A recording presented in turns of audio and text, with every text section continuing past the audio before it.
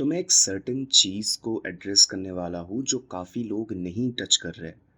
वो है रिलेशनशिप का एक topic. As a tarot reader मुझे हर एक रीड आ रहा है रिलेशनशिप रिलेटेड। प्रॉब्लम ये हो रहा है कि कोई बात नहीं, हर महीने आता है रिलेशनशिप के रीड्स।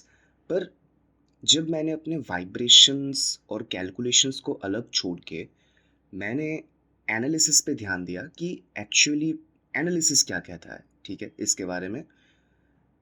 तो मैंने देखा कि मेरे डेटा एनालिसिस के मुताबिक ऑलमोस्ट हर एक पर्सन गो थ्रू कर रहा है इस फेज से, जो कि नहीं होता।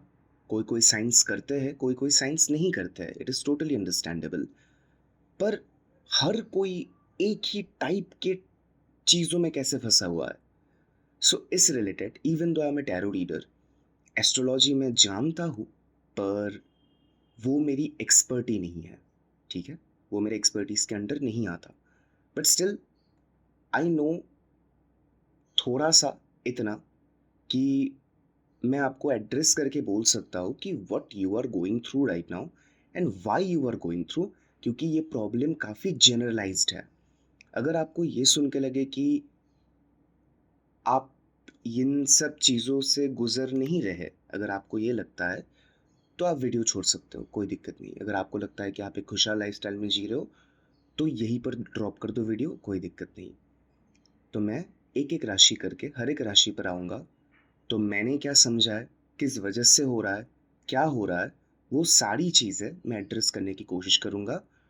बने रहिए मेरे साथ। और अगर वीडियो रिलेटेबल लगे, लाइक करके बोल देना कहाँ रिलेटेबल लग रही है, और सब्सक्राइब कर लेना। क्योंकि बोल सकते हो, more than a divine person और someone aligned with divine, I am more of an analyst. ठीक है, तो चलो शुरू करते हैं।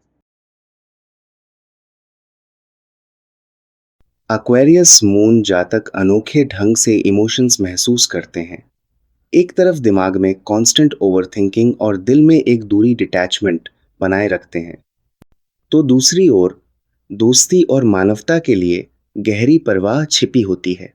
आपका मन मानो एक खुले आसमान जैसा है, जहां भावनाओं के बादल आते जाते रहते हैं, पर आप उन्हें दूर से ऑब्जर्व करते हैं।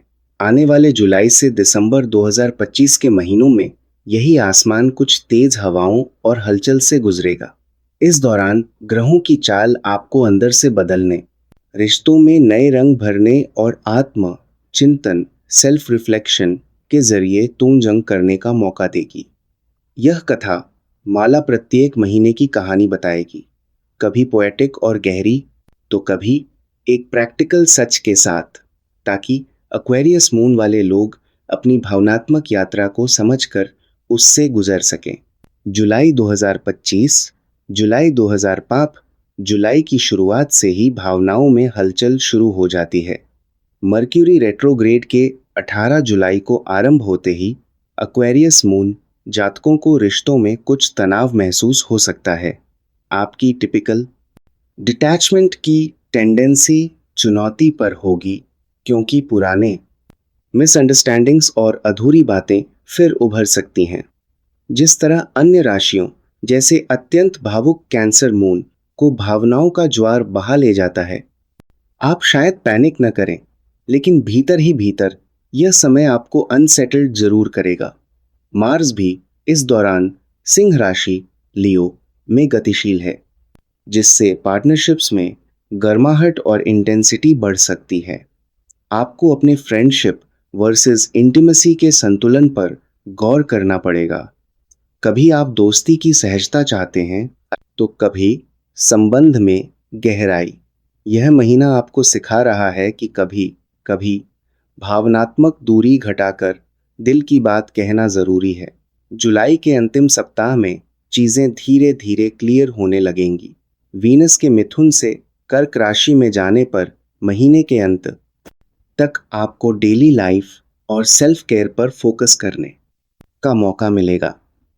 हालांकि मर्क्यूरी रेट्रोग्रेड अभी जारी है।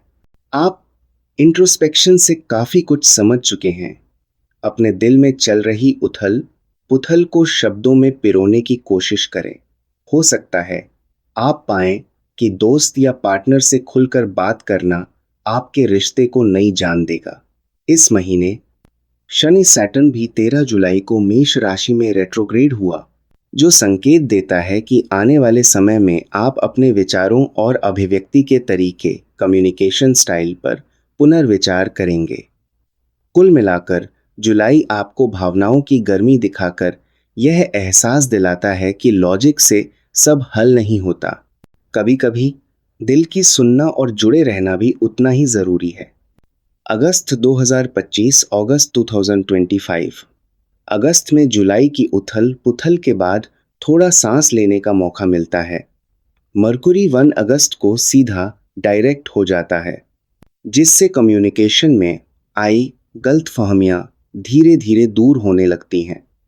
अब आप क्लियरर महसूस करेंगे और जिन रिश्तों में गलत संकेत गए थे, उन्हें स्मूथ आउट करने का समय आएगा।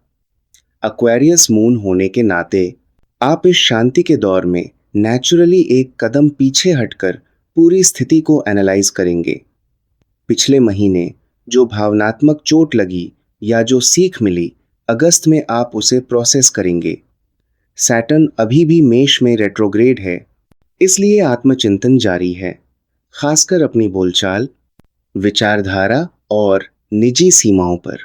यह समय है पुराने बिहेवियरल पैटर्न्स को पहचानकर सुधारा जाए।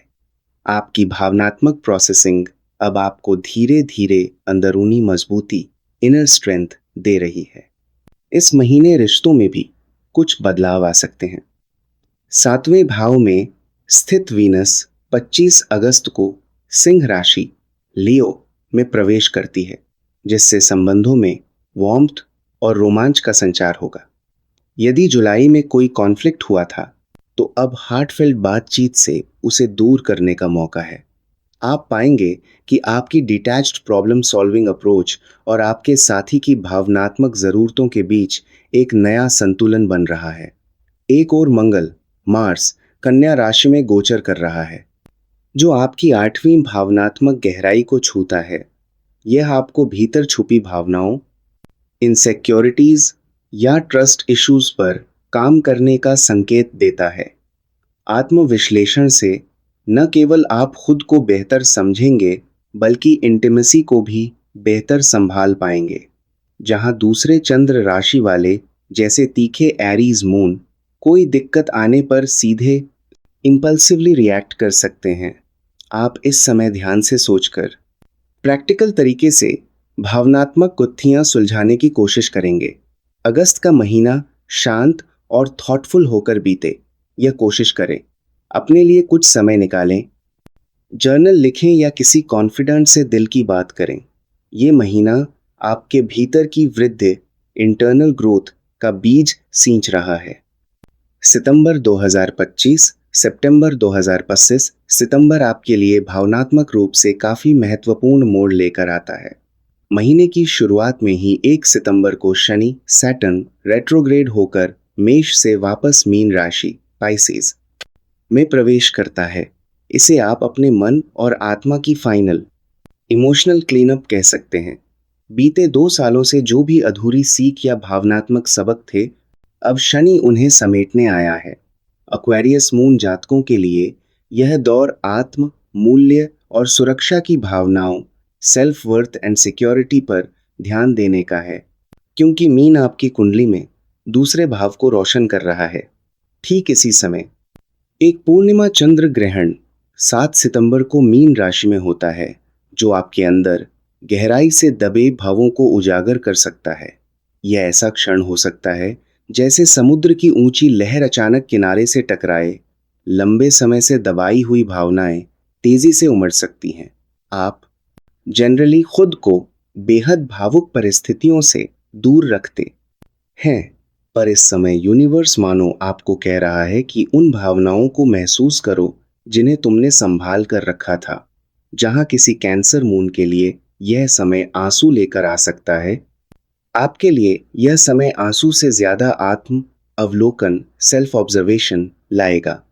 आप ठंडे दिमाग से सोचेंगे कि मुझे किन चीजों को छोड़ना है और क्या संजो कर रखना है।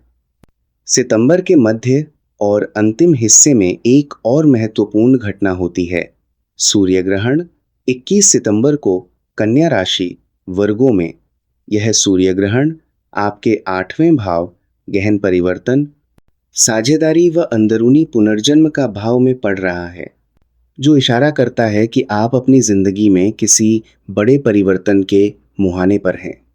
यह परिवर्तन आपके अंदर चल रही भावनात्मक संरचनाओं को नया रूप दे सकता है।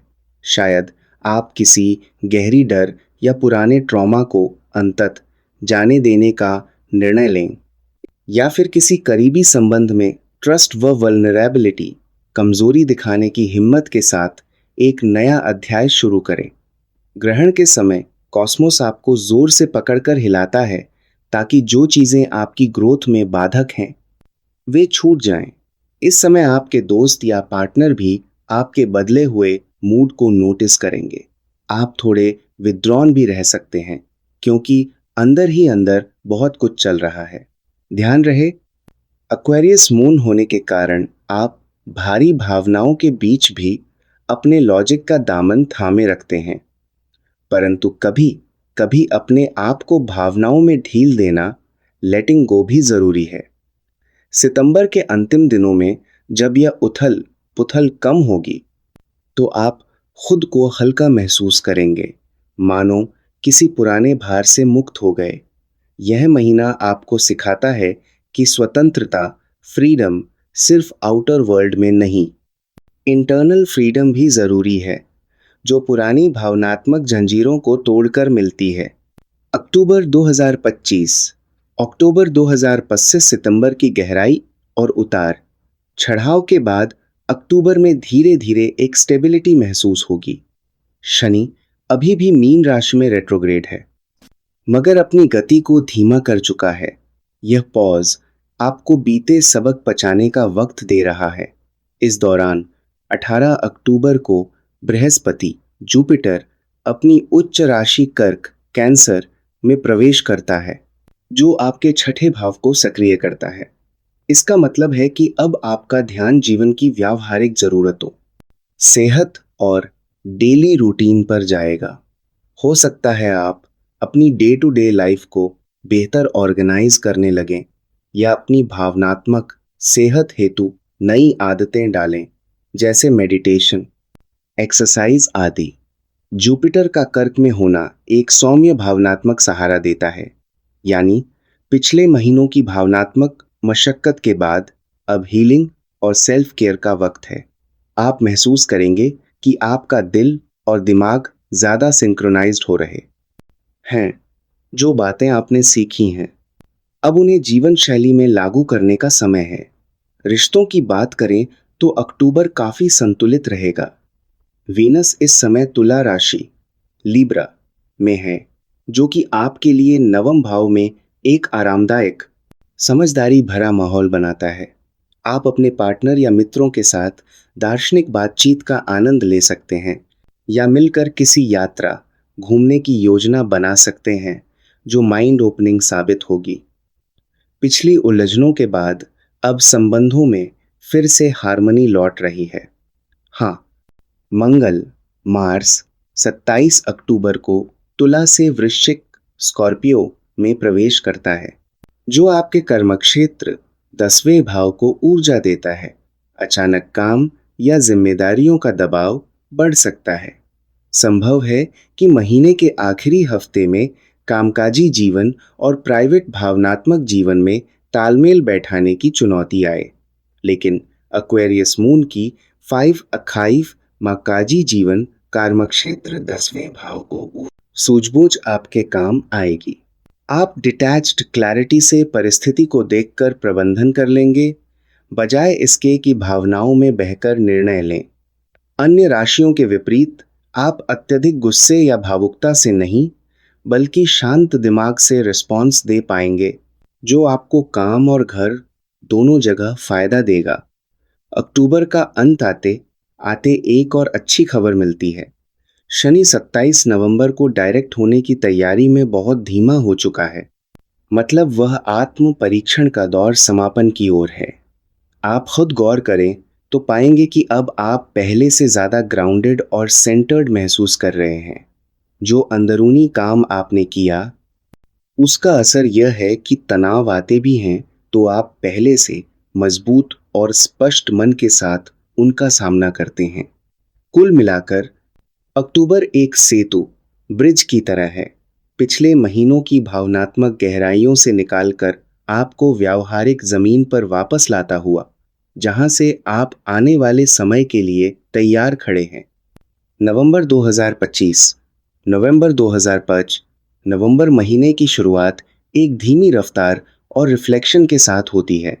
9 नवंबर से मर्क्यूरी फिर वक्री रेट्रोग्रेड हो रहा है, इस बार धनु से वृश्चिक राशि की ओर। इसका प्रभाव एक्वेरियस मून जातकों पर सामाजिक संबंधों और करियर दोनों क्षेत्रों में पड़ सकता है। महीने के पहले हिस्से में मरकुरी धनु में वक्री, आप अपने फ्रेंड सर्कल या किसी कम्युनिटी में कम्युनिकेशन गड़बड़ी महसूस कर सकते हैं। हो सकता है कोई पुराना दोस्त अचानक संपर्क करे या किसी समूह में हुई गलतफहमी फिर से सामने आए। आप पहले जैसी क्लैरिटी महसूस नहीं करेंगे, इसलिए धैर्य रखें। यदि कोई प्लान या आउटिंग टल जाए तो उसे पर्सनली लेने की बजाय समय को अपना काम करने दें। फिर मर्क्यूरी 24 नवंबर के आसपास वृश्चिक राशि में पीछे जाता हुआ आपके दशम भाव करियर पब्लिक इमेज में प्रवेश करेगा।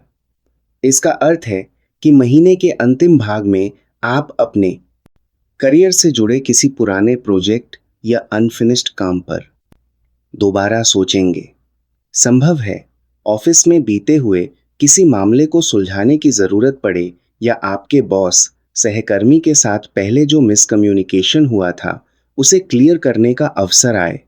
ध्यान रहे 30 नवंबर तक मर्क्यूरी वक्री रहेगा, इसलिए किसी भी बड़े निर्णय को नवंबर के अंत तक हो सके तो टाल दें।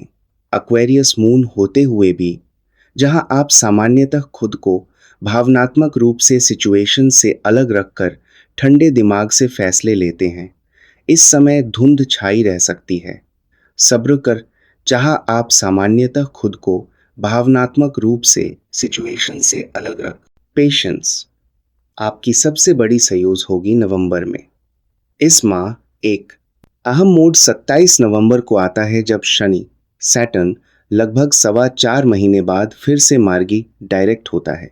शनि के मीन राशि में डायरेक्ट होते ही आपको ऐसा लग सकता है कि किसी ने आपके इनर वर्ल्ड की धीमी गति को फिर से चालू कर दिया है। जो इंटरनल लेसन्स एंड रिस्ट्रक्चरिंग कई महीनों से चल रहा था, अब उससे आगे बढ़कर वास्तविक जीवन में कदम उठाने का समय आएगा। आप अपने सेल्फ वर्थ, वित्तीय स्थिति या भावनात्मक सुरक्षा से जुड़े फैसलों में अब ज्यादा कॉन्फिडेंट महसूस करेंगे। उदाहरण के लिए, यदि आप लंबे समय से खुद को कम आंकते थे, अब आप अपनी कीमत पहचान कर कोई साहसिक कदम उठाने का सोच सकते हैं, चाहे वह नौकरी में बदलाव हो या किसी रिश्ते में अपनी नीड्स को असर्ट करना हो। नवंबर के अंतिम सप्ताह में माहौल थोड़ा हल्का होने लगेगा।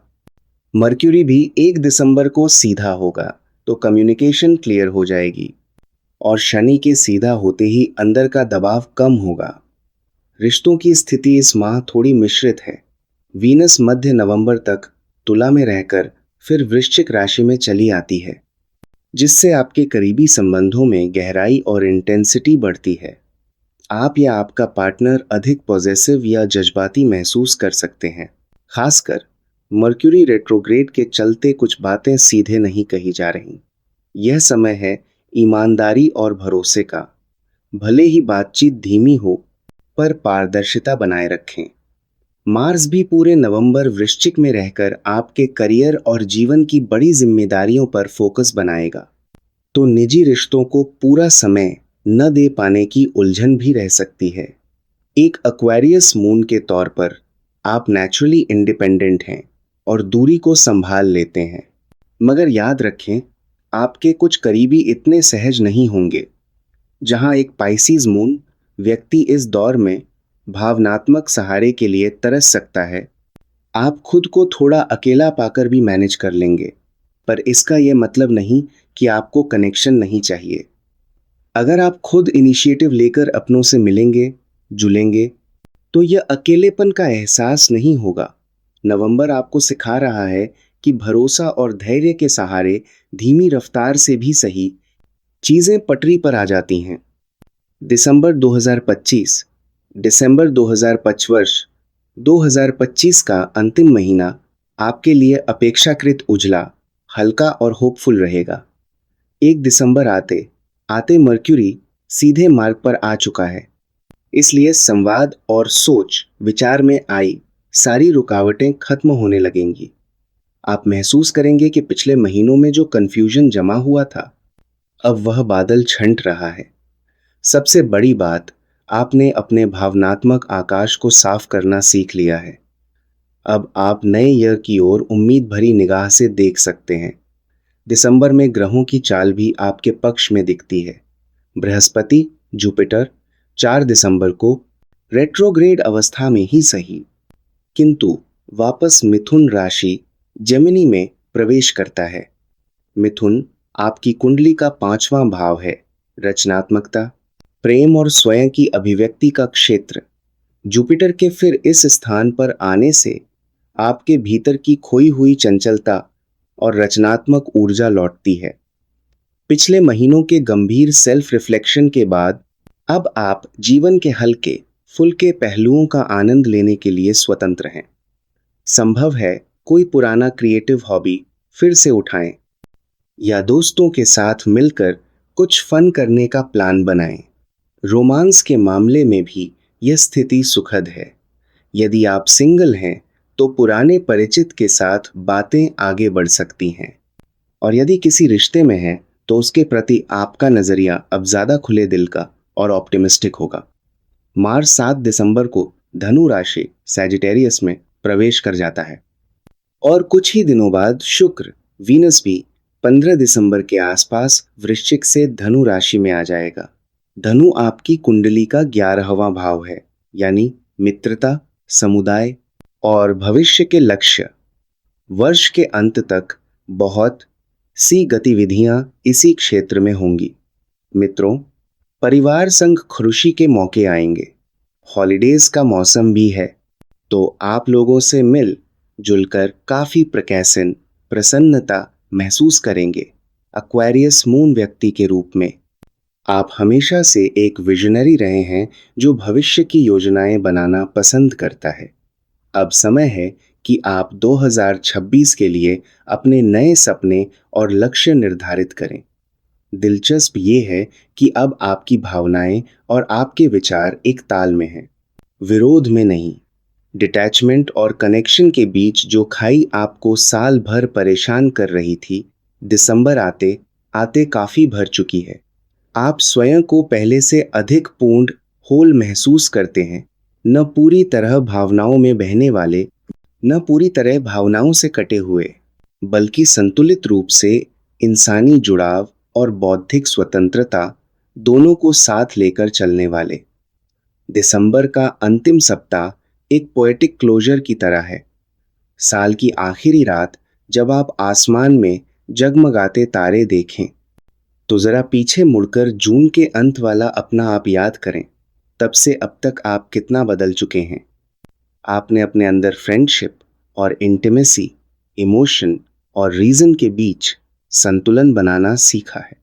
आपके जीवन में जो रिश्ते सच्चे थे वे इस दौर की कसौटी पर खरे उतरे हैं, जो नहीं थे वे धीरे से पीछे छूट गए हैं।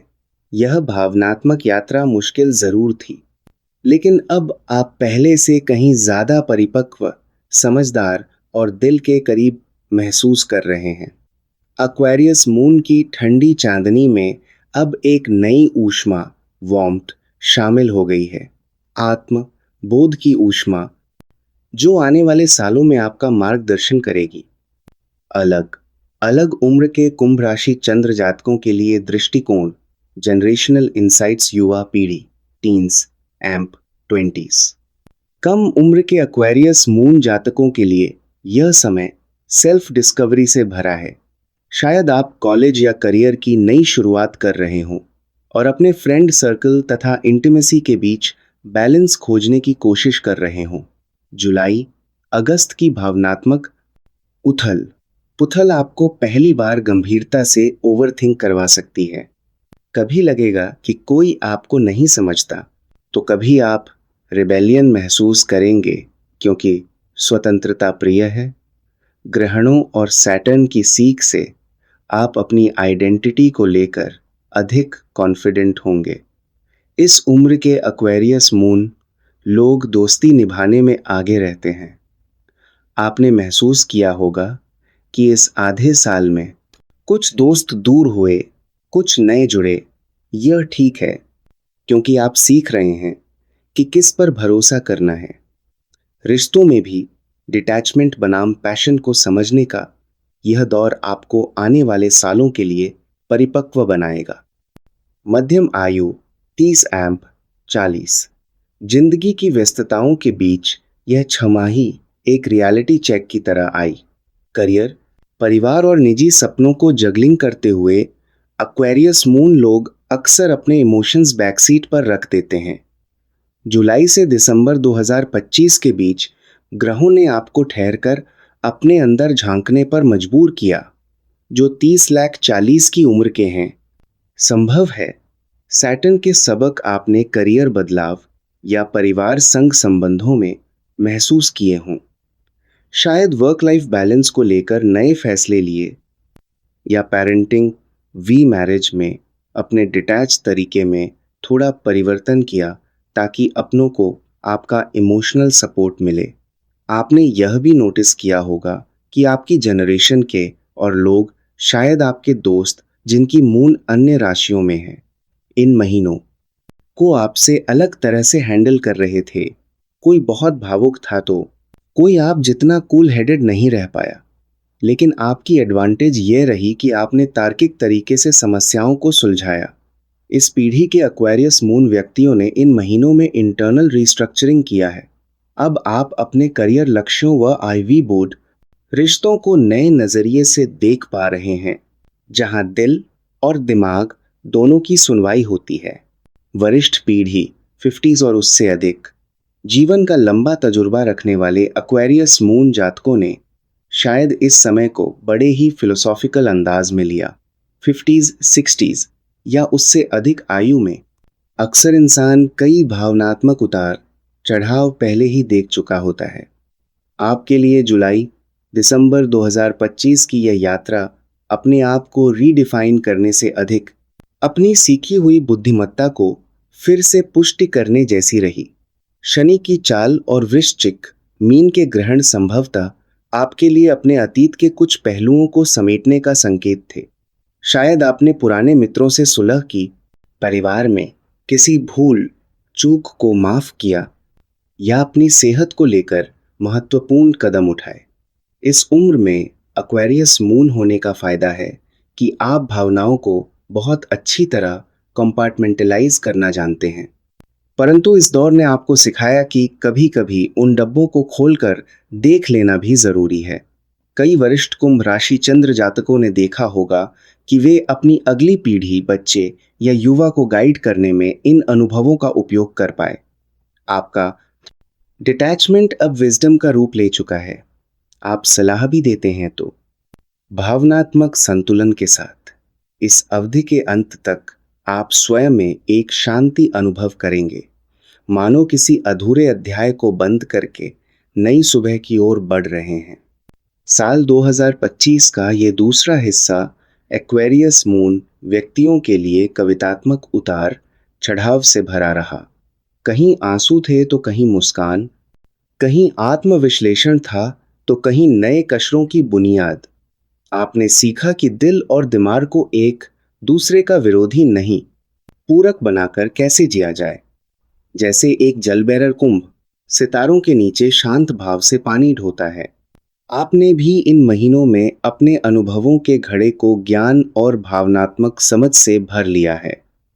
आगामी वर्ष आपके लिए उज्जवल रहे, इसी कामना के साथ यह भावनात्मक आवाज आपको भविष्य के सफर के लिए साइन ऑफ करती है, ये याद दिलाते हुए कि आपने अंततः खुद को थोड़ा और गहराई से जान लिया है।